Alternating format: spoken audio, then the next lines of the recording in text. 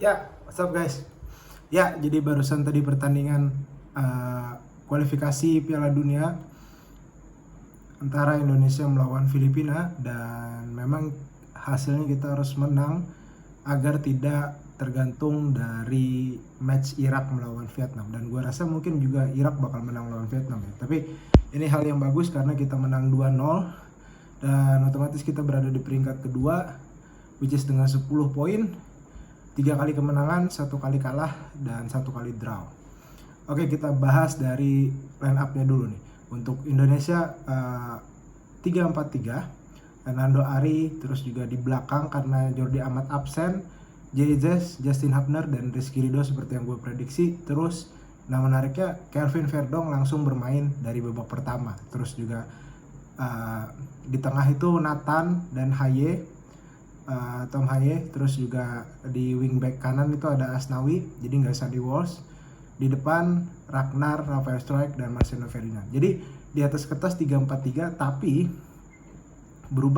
bisa berubah jadi 3-5-2. Marcelino lebih free roll lah istilahnya. Jadi di depan Ragnar dan juga Struijk, Ragnar di kiri, Struijk di kanan. Filipina 4-2-3-1 seperti waktu kemarin melawan Vietnam. Kita bahas per babak dulu nih. Di babak pertama kita menguasai permainan gitu. Kita unggul dari segi position, dari segi shot on target. Terbukti di babak pertama ada 11 by data, ada 11 on target, dan kita banyak banget serangan. Dan Filipina almost zero serangan, sama sekali tidak ada serangan berbahaya, tidak terlalu bisa pegang bola ataupun membangun serangan. Dan juga mereka tidak efektif gitu. Mereka mungkin berusaha bermain lebih bertahan, lebih depth di babak pertama dan memanfaatkan counter attack. Sayangnya memang mereka nggak dapat sama sekali counter attack gitu. Jadi which is mereka gagal menciptakan gol ataupun buat serangan di babak pertama. Jadi kita benar-benar ngotot menyerang, bermain sangat bagus. Terbukti dengan berkali-kali kita dapat serangan gitu, dan kombinasi serangannya juga gue cukup suka. Kita ada shooting dari lini kedua, kita kombinasi di kotak penalti, bahkan kita juga ada crossing yang cukup berbahaya gitu. Ini variatif serangan ini yang lebih oke untuk match kita untuk kali ini. Jadi kita dapat istilahnya serangan lebih variatif lah dibanding waktu melawan Irak. Dan gue mau notice adalah permainan Kevin Verdong. Jadi dia bermain dari babak pertama langsung menggantikan, biasanya di sana itu ada Shane ataupun Arhan. Dia benar-benar istilahnya wingback yang cukup oke. Dia punya speed, dia bekerja keras melakukan pressing juga, terus crossing yang cukup bagus, dan dia berkali-kali dapat posisi untuk membuka ruang dan menciptakan dapat banyak true pass gitu ke diri dia. Dan juga dia sangat berbahaya sih. Pemasuknya mainnya Kelvin Verdong di tim kita ini seperti menambahkan nilai tambah buat tim kita gitu, karena dia punya style yang cukup oke banget dan juga bermain. Dan juga gue mau notice adalah permainan Tom Haye untuk match ini. Jadi kita berhasil mencetak gol di menit ke-30 lewat shoot dari lini kedua oleh Tom Haye, dan itu bener-bener golnya keren banget, bener-bener keren lah pokoknya. Dan juga gue mau notice adalah ketika dia bermain di lini tengah, ketika dia bermain dengan cukup bagus seperti waktu melawan Filipina ini, berbeda waktu dia melawan Irak. Terlihat banget dia kecapean karena mungkin faktor cuaca juga, kita bermain sore waktu itu, dan ketika kita bermain malam, Tom Haye ini enak banget mainnya. Terus juga dia pas banget posisinya, lebih enak ketika dia berduet dengan Nathan, which is Nathan lebih mengisi posisi yang kosong dan juga lebih ke DM sih. Jadi Tom Haye bisa lebih mudah untuk melakukan switching atau passing ke pemain-pemain depan gitu. Jadi bebannya lebih ringan lah, karena Nathan yang lebih kadang mungkin jemput bola atau mungkin menggantikan posisi yang kosong gitu. Terus juga lebih ke DM gitu. Ini benar-benar paket komplit. Jadi gue rasa kenapa jadi Coach STY memasang duet Nathan dan juga Haye, bukan Haye atau Ivar gitu. Karena Haye dan Ivar ini mungkin agak mirip-mirip stylenya ya. Dengan Nathan lebih ke DM, Haye lebih bisa bebas lah untuk melakukan membangun serangan. Akhirnya gol di menit ke 30. Filipina benar-benar mereka kita gempur. Mereka juga nggak bisa pegang bola karena kita mainnya cukup ngepres ke depan. Jadi mereka susah sekali untuk membangun atau build up serangan gitu. Dan juga serangan-serangan kita cukup variatif dan efektif juga. Oke, masuk ke babak kedua.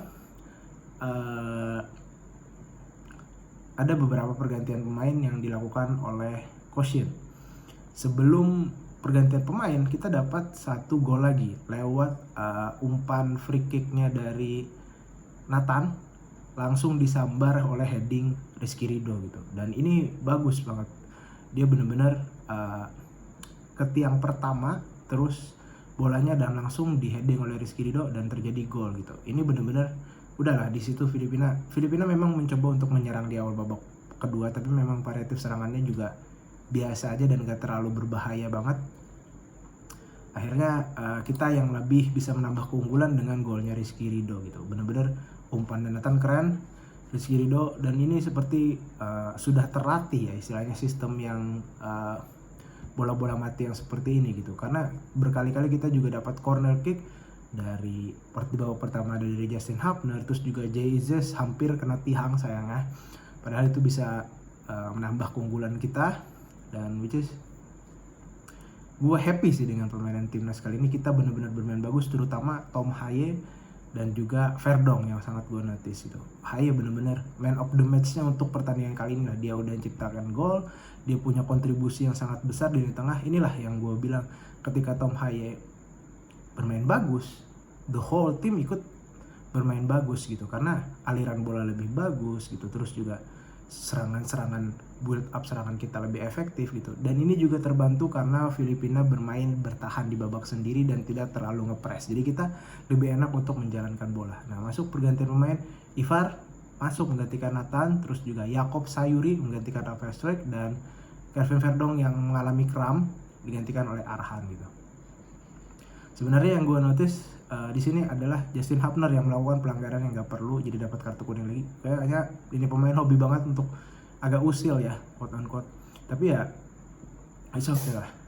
Akhirnya di menit ke-80 itu ada benturan antara Hernando dengan salah satu pemainnya Filipina gitu. Jadi ini bukan, sehingga pemainnya harus diangkut pakai ambulan, dibawa keluar langsung, karena memang dia jatuh ketika mau adu di udara dengan Hernando, which is bukan salah Hernando juga. Dia ngeloncat dan memang pemainnya jatuh, lalu jatuhnya kepalanya duluan yang ke tanah gitu. Jadi mungkin ini semoga tidak cedera yang fatal dan tidak juga sangat berbahaya, tapi tadi langsung dilarikan ke rumah sakit gitu.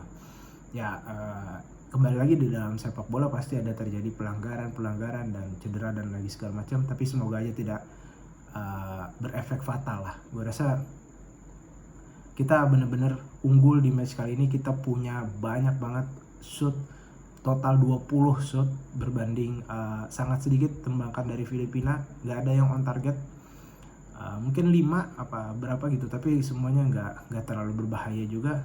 Terus juga kita bermain sekali lagi cukup efektif, dan dengan hasil ini kita akan lolos ke ronde ketiga.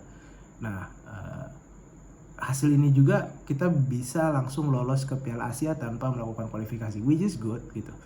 Terus juga apakah kita punya peluang untuk lolos Piala Dunia? Sebelumnya gue rasa nggak ada, karena sekarang, dulu kuota Asia cuma 4, sekarang kuota Asia 8 kalau nggak salah, terusan gue baca.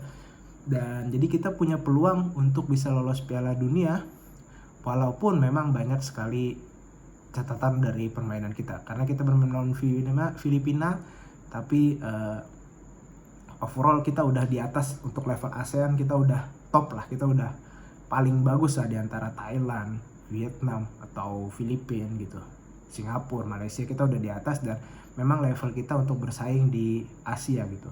Dan terbukti ketika kita melawan Irak, kita bermain bagus di babak pertama kok. Kita bisa ngelawan, terus juga dengan hasil yang sebelum-sebelumnya di Piala Asia kita punya kontribusi yang bagus di U23 juga, which is gue punya harapan lebih untuk timnas ini bisa melaju lebih jauh ke kualifikasi Piala Dunia, walaupun gue rasa masih peluangnya 50-50 untuk kita bisa lolos ke Piala Dunia.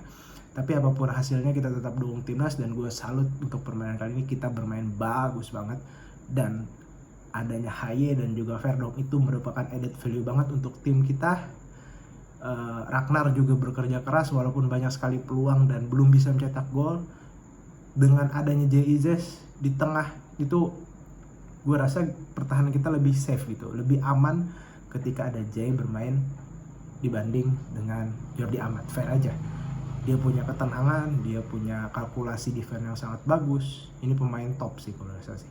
Rizky Ridho juga step up banget, terbukti dari golnya dan pertahanannya juga. Mungkin Justin Hubner yang sedikit dikurangi pelanggaran-pelanggaran yang tidak perlunya, which is gue punya harapan yang besar untuk timnas ini, dan gue selalu dukung timnas ini untuk bisa melaju lebih jauh lagi dan lebih berprestasi lagi. Oke, see you di video selanjutnya. Go go go timnas.